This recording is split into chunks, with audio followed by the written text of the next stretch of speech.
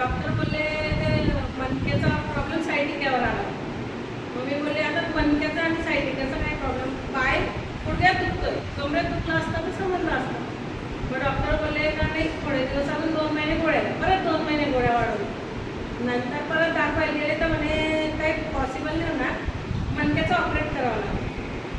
मी बोलली साहेब असं कसं काय ऑपरेट करायला, मी तर चालते बोलते सगळं, मणक्याचा ज्याला आजार आहे तो चालत नाही.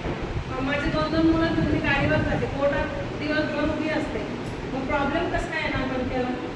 मग एक दिवशी आमचे दादा आहेत, खूप चांगले मित्र आहेत माझ्या मिस्टरांचे, दादा ऑफिसला आले. दादांनी सांगितलं की तुम्ही एकदा अमृत ज्यूस वापरून बघा काय फरक पडतो. आज मला 1.5 महिना झाला आहे, माझा पाय दुखणं बंद झालं आहे.